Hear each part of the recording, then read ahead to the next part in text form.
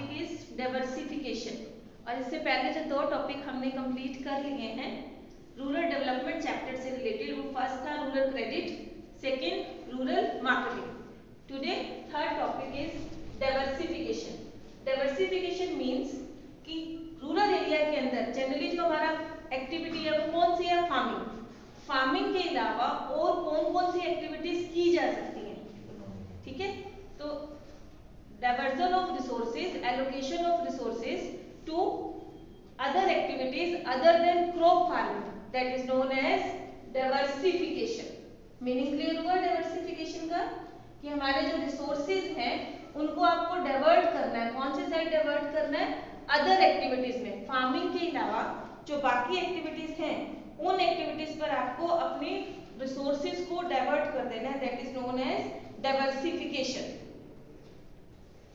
Diversification को further आगे 4 parts में डिवाइड किया है। First, livestock farming,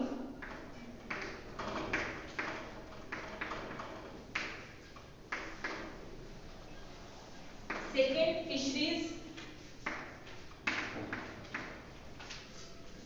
third horticulture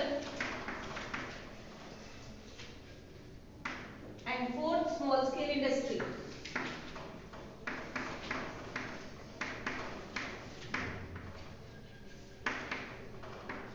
first सबसे पहले हम करते हैं यहां से लाइवस्टॉक फार्मिंग। लाइवस्टॉक फार्मिंग है क्या? जो आप अपने घरों में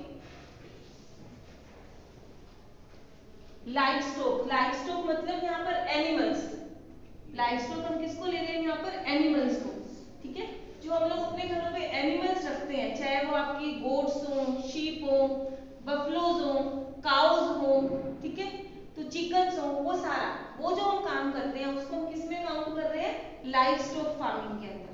अब हमारे यहाँ पर क्या होता है रूरल एरिया के अंदर, जनरली जो रूरल पीपल हैं वो ये लाइवस्टॉक फार्मिंग तो करते हैं, बट वो क्रॉप फार्मिंग के साथ साथ करते हैं। इसको अलग से एक अपना बिजनेस की तरह नहीं करते, इसको वो एडिशनल इनकम की तरह करते हैं। ठीक है, तो लाइवस्टॉक फार्मिंग में सबसे पहले हमने इसमें क्या लिया? कैटल। कैटल में हम ले रहे होते हैं इसके अंदर काउज और बफलोज। सेकेंड हमने इसमें लिया इसमें पोल्ट्री, पोल्ट्री फार्मिंग। थर्ड हमने लिया इसमें गोट एंड शीप।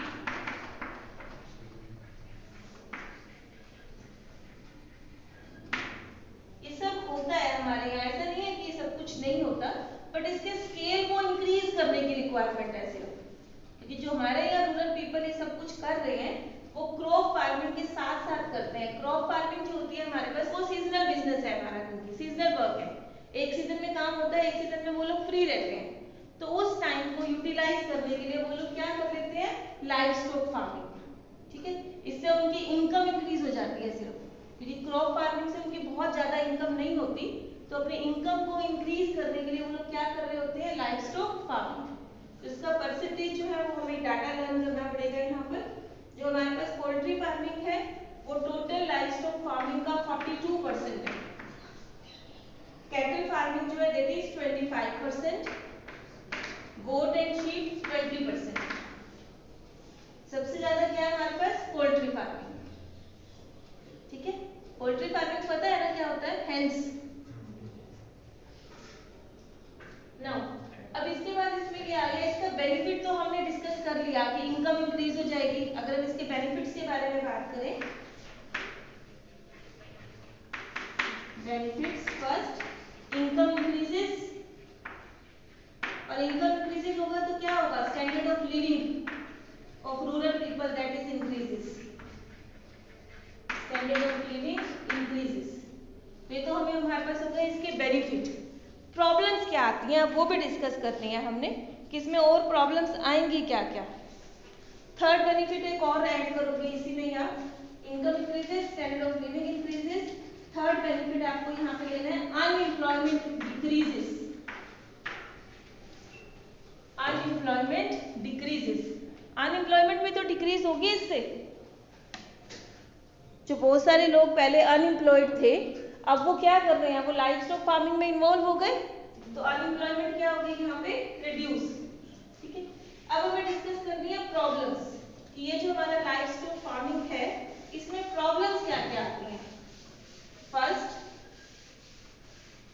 No training.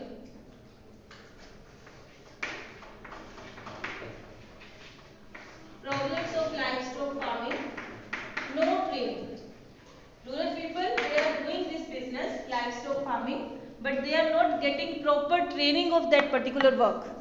इस वर्क की कोई ट्रेनिंग नहीं लेते हैं वो लोग, बस ऐसे स्टार्ट कर देते हैं। तो क्योंकि वो इसकी ट्रेनिंग नहीं लेते तो जितना बेनिफिट उन्हें होना चाहिए उतना बेनिफिट हो ही नहीं पाता है इस चीज़ का। अगर वो इसी काम को ट्रेनिंग के बाद करेंगे तो क्या होगा, बेनिफिट, आउटपुट इंक्रीज हो जाएगा, बट वहाँ वो चीज़ नहीं आती है। थर्ड, उसके बाद होती है care.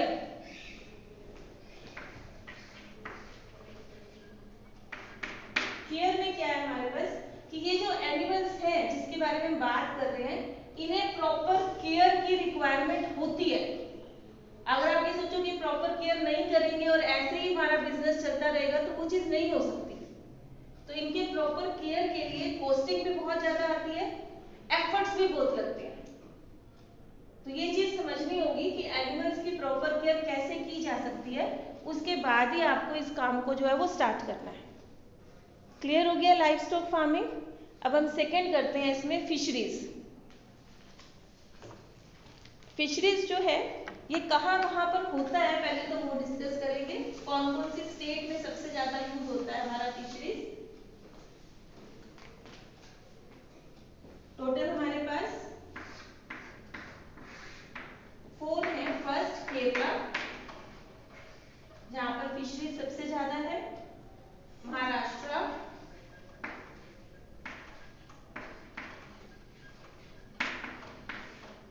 Third Gujarat, fourth Tamil Nadu.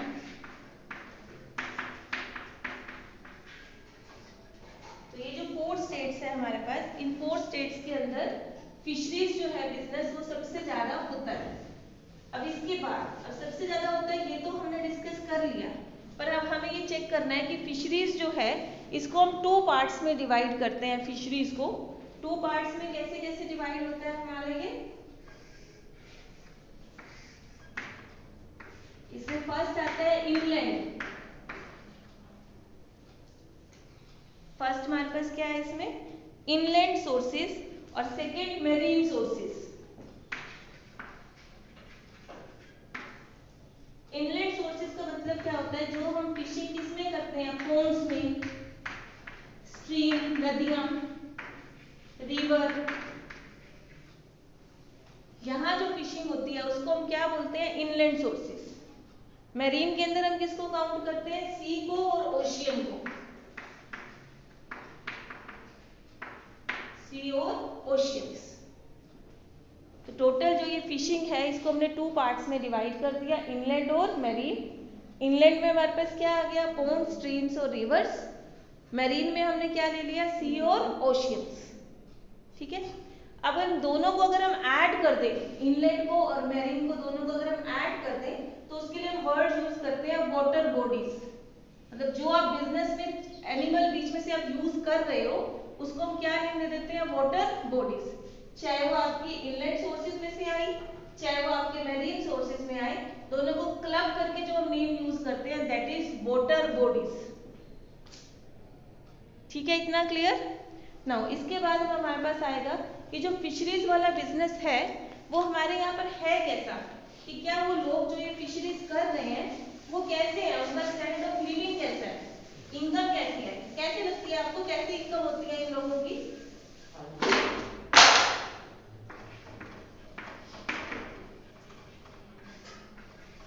तो फिशरी की प्रॉब्लम्स बता रहे हैं सबसे पहले कि वो कम्युनिटी जो फिशरीज करती है उस कम्युनिटी को बैकवर्ड कम्युनिटी बोला जाता है। और बैकवर्ड कम्युनिटी क्यों बोला जा रहा है, क्योंकि उनका इनकम लेवल ही बहुत कम है, उनका स्टैंडर्ड ऑफ लिविंग बहुत पुअर है।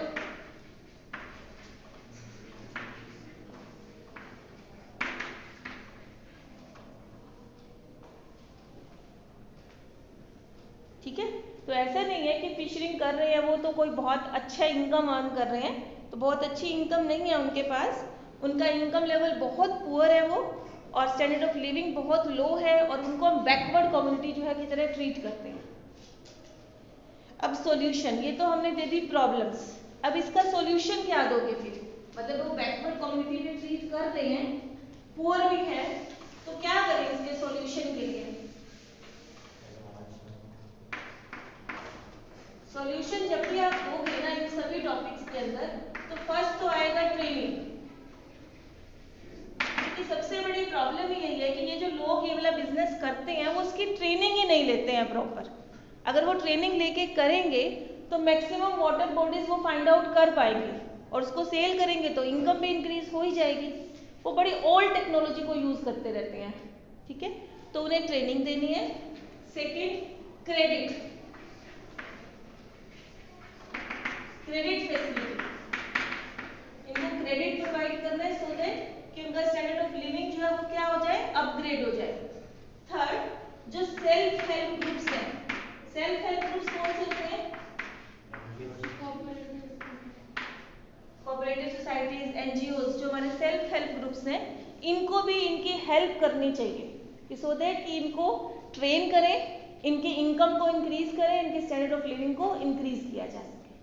तो सेल्फ हेल्प ग्रुप्स ने सिर्फ लोन नहीं देना होता इन्हें, लोन के साथ साथ इनको ट्रेन भी करना होता है, इनकी स्टैंडर्ड ऑफ लिविंग को इंक्रीज भी करना होता है। मतलब इनको जितनी भी प्रॉब्लम्स आ रही हैं सेल आउट करने में या वाटर बॉडीज को कलेक्ट करने में, उनकी वो सारी प्रॉब्लम्स को क्या करना है, रिमूव करना है। क्लियर हो गया फिशरीज? अब आएंगे हम थर्ड पार्ट के ऊपर, इसमें हॉर्टिकल्चर। हॉर्टिकल्चर का मीनिंग लेंगे सबसे पहले, हॉर्टिकल्चर होता क्या है?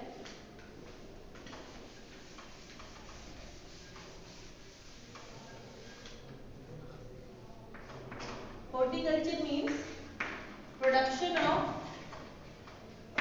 fruits, vegetables and flowers.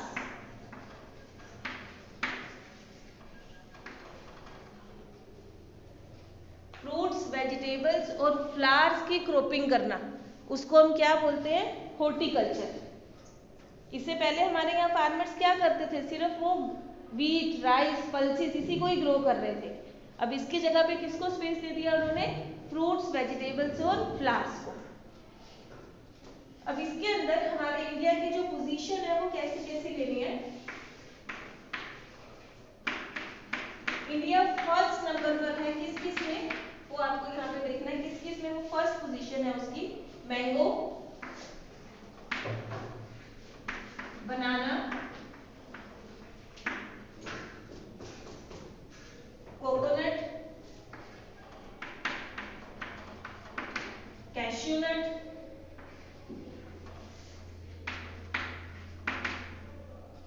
And spices. इसमें तो इंडिया को कहाँ पे मिली है, वर्ल्ड रैंकिंग में फर्स्ट पोजीशन। सेकंड, इसके बाद second position, second rank fruits, vegetables.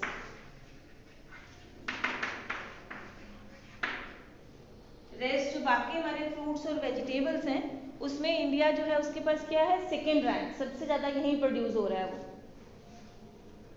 Now अब ये जो पूरा का पूरा हॉर्टिकल्चर वाला प्रोसेस है, इसको नेम दिया जाता है गोल्डन रेवोल्यूशन का। रेवोल्यूशन मीन्स बहुत ज़्यादा इंक्रीज हो जाना। हमारा जो प्रोडक्शन है फ्रूट्स, वेजिटेबल्स और फ्लावर्स का, उसमें बहुत ज़्यादा इंक्रीज हुआ है, इसीलिए उसको नेम दिया गया था गोल्डन रेवोल्यूशन का। गोल्डन रेवोल्यूशन के लिए जो टाइम पीरियड लिया गया वो कौन सा लिया गया, 1991 से स्टार्ट करके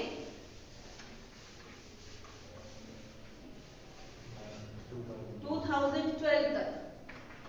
1991 to 2012 ये वो टाइम पीरियड था जिसको नेम दिया गया था गोल्डन रेवोल्यूशन का, क्योंकि इस टाइम के अंदर हमारे यहाँ जो प्रोडक्शन थी फ्रूट्स, वेजिटेबल और फ्लावर्स की बहुत ज़्यादा इंक्रीज हुई। बहुत ज़्यादा इंक्रीज क्यों हुई, क्योंकि हमने उसमें बेटर टेक्नोलॉजी को भी यूज़ किया है। ठीक है, हमने इसको कमर्शियली ले लिया। इस जो फार्मिंग था इसको हमने क्या ले लिया, कमर्शियल, बेटर टेक्नोलॉजी यूज़ की और इसको प्रॉपर हमने सेल किया और एक्सपोर्ट किया। तो इसलिए यहाँ पर इसको क्या नेम दिया गया, गोल्डन रेवोल्यूशन का। नाउ प्रॉब्लम्स, ये तो सारा आपका मीनिंग था एक तरह से। अब इसकी प्रॉब्लम्स और उसका फिर सॉल्यूशन।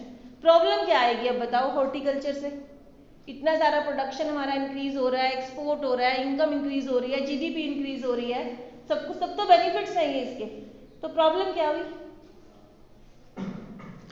प्रॉब्लम ये हुई कि जो लैंड हम लोग पहले यूज कर रहे थे पल्सेस के लिए, अब उस लैंड के ऊपर हम क्या ग्रो कर रहे हैं, फ्रूट्स, वेजिटेबल्स और फ्लावर्स। तो पल्सेस जो है उसकी सप्लाई क्या हो गई, रिड्यूस, सबसे बड़ी प्रॉब्लम। और हमारा जो इंडिया है, क्योंकि उसमें वेजिटेरियन पीपल बहुत ज़्यादा हैं, तो पल्सेस की डिमांड बहुत ज़्यादा है, और पल्सेस की सप्लाई कम होने से जो हमारे पल्सेस के रेट्स हैं, क्योंकि इसमें आपकी डिमांड बहुत ज़्यादा है इंडिया में और सप्लाई रिड्यूस होती जा रही है जस्ट बिकॉज ऑफ हॉर्टिकल्चर, तो इसका इम्पैक्ट क्या हुआ, इसका जो पल्सेस का प्राइस है दैट इंक्रीजेस। और अगर पल्सेस का ही प्राइस राइज हो रहा है तो हमारे जो इंडिया की अपनी पॉपुलेशन है उसके लिए तो प्रॉब्लम है, क्योंकि हमारा ये तो मेन राइट है, हमारा वेजिटेरियन है क्योंकि हम लोग मैक्सिमम। तो यहाँ उस जो पीपल है उनके लिए प्रॉब्लम है कि पल्सेस के प्राइस कॉन्टिन्यूसली राइज करते जा रहे हैं और ये प्राइसेस उनके लिए अफोर्डेबल नहीं होंगे फिर। तो दोनों के बीच में बैलेंसिंग होनी बहुत ज़रूरी है। आप सारी लैंड को पल्सेस की बजाय हॉर्टिकल्चर में यूज नहीं कर सकते। नेक्स्ट पार्ट इसका small scale industry. Small scale industry meaning तो क्लियर ही है आपको स्मॉल स्केल इंडस्ट्री का। हम रूरल डेवलपमेंट चैप्टर में सबसे पहले हमने यही स्टार्ट किया था कि रूरल एरिया को डेवलप करने के लिए आपको वहाँ पर स्मॉल स्केल इंडस्ट्री को सेटअप करना तो बहुत ही जरूरी है। जब तक वहाँ पर इंडस्ट्री नहीं आएगी रूरल एरिया को डेवलप हम कर ही नहीं सकते, ठीक है। और स्मॉल स्केल इंडस्ट्री में आप कौन कौन सी एक्टिविटीज लोगे, कौन कौन से काम आएंगे जो हमारे स्मॉल स्केल इंडस्ट्री में ऐड कर सकते हैं हम? First, B keeping.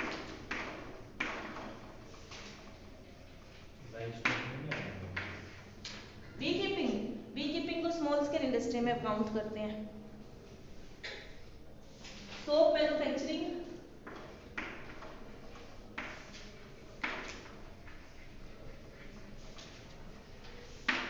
Third, doll manufacturing, candles and diyas, fourth, candles and diyas, candles और दिया मेकिंग,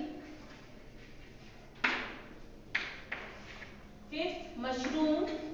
मशरूम बहुत ज्यादा यूज हो रहा है इस समय, आपका मशरूम फार्मिंग बहुत ज्यादा यूज हो रही है इस समय और उसको स्मॉल स्केल इंडस्ट्री में यूज करते हैं ये लोग। क्रॉप फार्मिंग में अकाउंट ही नहीं कर रहे उसको, क्योंकि आप उसको बाद में फिर बिजनेस की तरह सेल परचेज करते हो ना। Six, dying. सिक्स है हमारे पास फिर स्पिनिंग,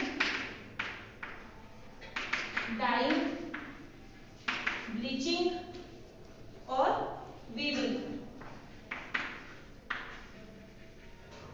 ब्लीचिंग एंड वीविंग, ये जो आपका ये जो चारों पार्ट है स्पिनिंग, डाइंग, ब्लीचिंग और वीविंग, ये हमारी टेक्सटाइल इंडस्ट्री का बेस है।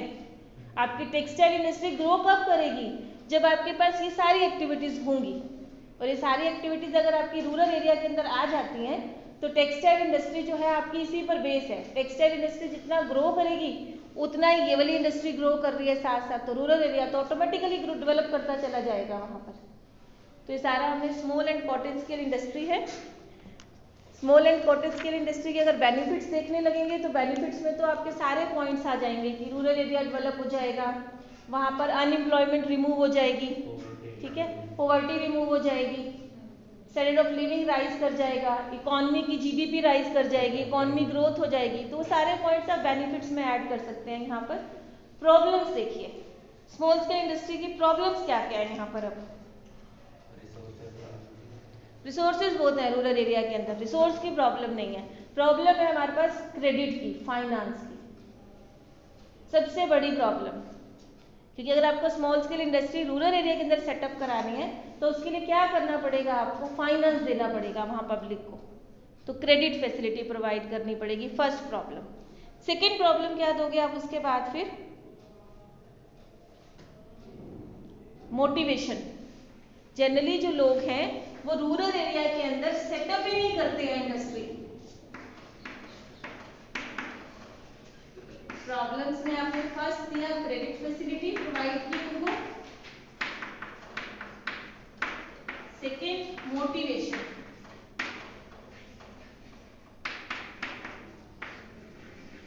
Third subsidy. आप मोटिवेट करने के लिए क्या यूज करते हो उनको? सब्सिडी प्रोवाइड करते हो, फैसिलिटीज प्रोवाइड करते हो उन्हें। तो यहाँ पर आ जाएगा सब्सिडी और फैसिलिटीज। फैसिलिटीज कैसी कैसी दे सकते हैं हम? टैक्स रिबेट फैसिलिटीज के अंदर, concessional rate of electricity, water, क्योंकि रूरल एरिया के अंदर अगर वो अपनी इंडस्ट्री सेटअप कर रहे हैं तो आप उनको electricity water supply concessional rate पे दे सकते हो। तो concessional rate of electricity and water, tax rebate आ जाएगा हमारे पास वो, और सब्सिडी। सब्सिडी तो है ही, वो तो प्लस पॉइंट उनके पास है ही है वो चीज़ तो, ठीक है। तो ये आपके पास एक कंप्लीट टॉपिक है डाइवर्सिफिकेशन, जिसमें हमने क्या किया है, सिर्फ जो रूरल एरिया के रिसोर्सेज हैं उसको क्रॉप फार्मिंग से डाइवर्ट करके दूसरी एक्टिविटीज में हम लेके जा रहे हैं। और दूसरी एक्टिविटीज में हमने क्या क्या लिया? Live stock farming, fisheries, horticulture and small scale industry.